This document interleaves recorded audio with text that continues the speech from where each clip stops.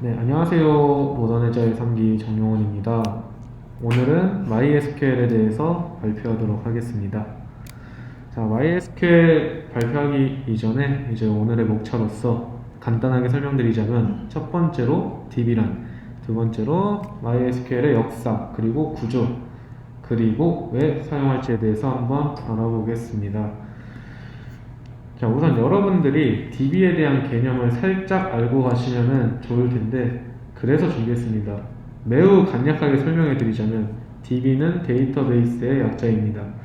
뭐 아래 글씨 보시듯 이제 자료 파일을 통합해서 중복을 제거하고 구조화해서 이제 자료 집합체라고 하는데요. 간단하게 생각하시면은 여러분들이 쓰시는 모든 정보들을 저장하는 저장소라고 생각을 하시면 되겠습니다.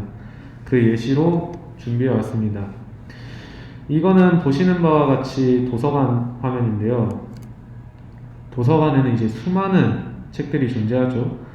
뭐 철학부터 시작해서 소설 막 이런 것들이 되게 많은데, 이런 것들이 이제 데이터의 저장소의 개념이랑 비슷하게 생각해 주시면 되고, 이 책들을 구분하는 것들 중 하나가 이 번호로 구분을 합니다. 뭐 몇 번부터 몇 번은 어떤 장르, 몇 번부터 몇 번은 어떤 장르. 그래서 책에 이런 딱지가 붙어 있는 것을 보실 수 있는데요. 이런 것들을 테이블이라고 생각해 주시면 되겠습니다. 이제 보시는 화면에는 300번으로 되어 있는데, 테이블로 따지자면은 뭐 300번에 뭐 저 메모 습관의 힘 뭐 저런 걸 보면은 성장 뭐 공부하는 거 약간 이런 느낌인 것 같네요. 그런 개념으로 생각을 해주시면 되겠습니다. 그래서 DB의 특징으로는 뭐 이런 것들이 있습니다. 접근성, 실시간 접근성이고 이제 지속적으로 변화하고 동시 공유가 가능하고 뭐 참조를 하고 논리적 독립성이 있다. 이 정도로 알아주시면 되겠습니다. 다음으로는 MySQL의 역사입니다. 네, 보시는 화면과 같이 위에 팁 부분에 이제 1위, 2위를 다투고 있는 오픈소스 RDBMS라고 적혀 있는데요. 현재 세계에서 오라클과 MySQL 그리고 마이크로소프트 SQL이 1위, 2위, 3위를 다투고 있습니다. 그 중에서 포함되어 있는 게 이 MySQL이고요. MySQL은 위에 적혀 있는 것과 같이 오픈소스 RDBMS입니다. 이 부분은 뒤에서 설명드리겠습니다. 우선 MySQL은 MySQL AB라는 회사에서 제작을 했습니다. 근데 이 MySQL이 드디어 네, 마이크로 시스템즈에 이제 썬 마이크로 시스템즈로 인수가 되게 됩니다.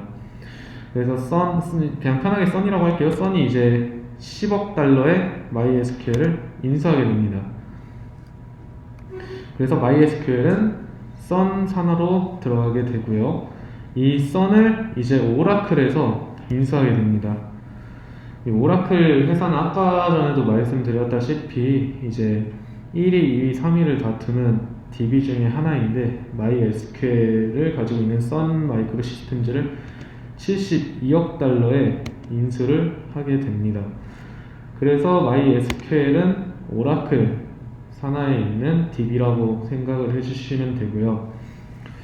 근데 여기서 MySQL은 오픈소스 RDBMS고 오라클은 조금 성격이 다릅니다. 좀 폐쇄적이라고 해야 되나? 그래가지고 MySQL과 반대되는 성격을 가진 게 오라클인데, 그럼 MySQL에 소속되어 있던 원래 사람들, 그분들의 그 걱정이 이제 생기기 시작합니다. 이제 오라클로 넘어가면 우리도 망하는 거 아니야?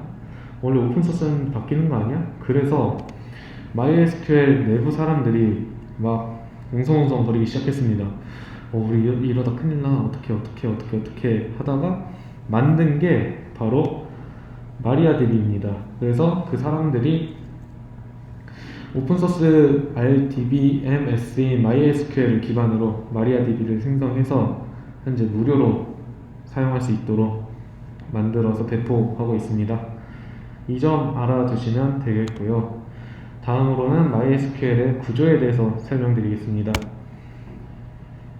현재 보시는 화면은 저희 모해 사이트의 초기 ERD인데, 급하게 가져오느라 아직 다 최적화가 되지는 않은 화면입니다. 이거 보시면은 뭐가 뭔지 모르실 수 있는데 간단하게 이 네모칸이 테이블이라고 생각해 주시면 되고 각각의 테이블에 데이터가 저장되는 공간들을 지정해 놨다고 생각해 주시면 되겠습니다. 그래서 테이블도 헷갈릴 수 있을 것 같아서 준비했습니다. 이제 그 수많은 데이터 테이블 중에 하나를 조회를 한 화면입니다. 이게 게시글 테이블을 조회를 했는데 뭐 게시글 고유 번호부터 뭐 다른 수많은 컬럼들이 존재합니다. 그래서 프론트 쪽에서 데이터 저희한테 API 보내면은 저희가 이런 식으로 DB에 저장되어 있는 값들을 조회해가지고 보내주는 형식으로 진행이 되고요.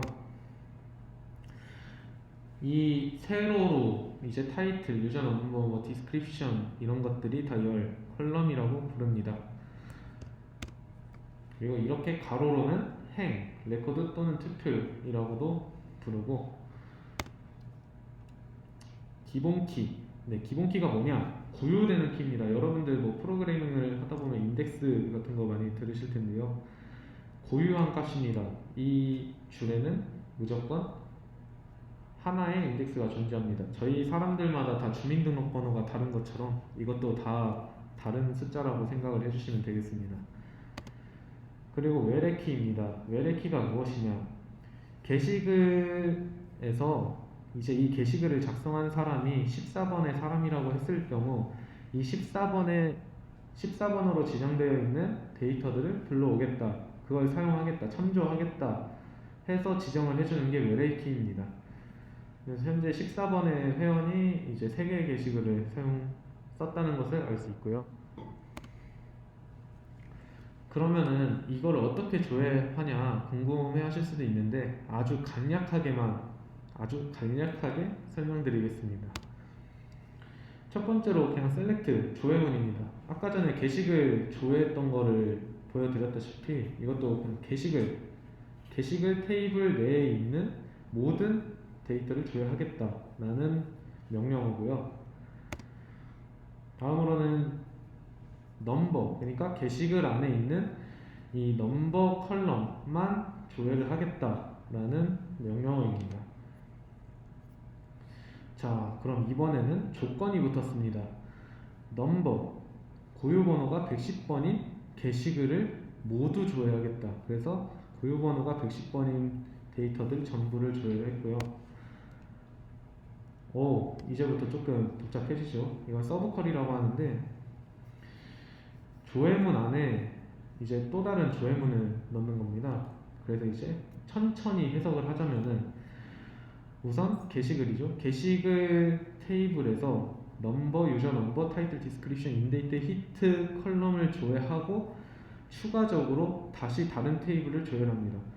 코멘츠라고 이제 댓글 테이블을 조회를 하는 건데요. 조건이 이제 게시글의 고유 번호와 이 댓글 테이블에 있는 게시글 번호가 일치하는 데이터들의 개수를 세서 그 개수를 조회하겠다 라고 해서 이제 여기에 CNT 코멘츠라고 해서 4, 그래서 즉 110번의 게시글에 대한 댓글은 4개가 되겠습니다. 여기에는 안 적혀 있는데 여기 S하고 CNT 코멘츠를 적어줘야지 컬럼명이 바뀝니다. 네, 마지막으로 조인에 대해서 알려드리겠습니다. 조인은 기존의 DB 특징을 설명드릴 때 말씀드렸던 참조한다의 개념을 딱 보여주는 아주 좋은 예시인데요. 우선은 게시글을 조회를 합니다. 게시글을 조회하는데 우측 상단에 보시면은 유저스 닉네임이라고 보이죠? 근데 이 유저스 닉네임은 게시글 테이블 내에 존재하지 않는 열 컬럼입니다. 그래서 레프트 조인으로 유저스를 참조를 하겠다. 언제? 유저 넘버, 그러니까 게시글 테이블 내 유저 넘버와 유저 테이블, 이용자 테이블의 고유 번호가 같은 것들을 참조를 하겠다 라는 뜻입니다. 다시 해석을 해보자면 이 유저스 닉네임은 이 게시글의 유저 번호와 이용자 그 게시글의 이용자의 고유 번호, 마우스가 사라지네. 게시글의 이용자 번호가 같을 때 그 유저의 닉네임을 가져와라 라고 해석이 됩니다. 그래서 보시면은 뭐 백승범, 이래라, 월급루팡, 쑥으로 뭐 이런 기타 등등이 있죠. 레프트 조인 말고도 뭐 라이트 조인이나 이너 조인 막 이런 다양한 것들이 있는데 그런 개념들은 넘어가겠습니다. 네, 그럼 마지막으로 이걸 왜 사용할지에 대해서 설명드리겠습니다. 아주 간단합니다. 5가지로 추릴 수 있는데요. MySQL은 오픈소스 라이센스로 무료로 이용 가능합니다. 그리고 위에서 설명했다시피 실시간으로 접근이 가능하도록 되어 있고요. 그리고 다양한 운영체제와 프로그래밍 언어의 호환성이 좋습니다. 그리고 빠르고 효과적인 처리, 즉 효율성도 좋고요. MySQL은 표준 SQL 형식을 따라가기 때문에 다방면적으로 편하게 사용할 수 있습니다. 네, 이상으로 MySQL에 대해서 알아보았습니다. 감사합니다.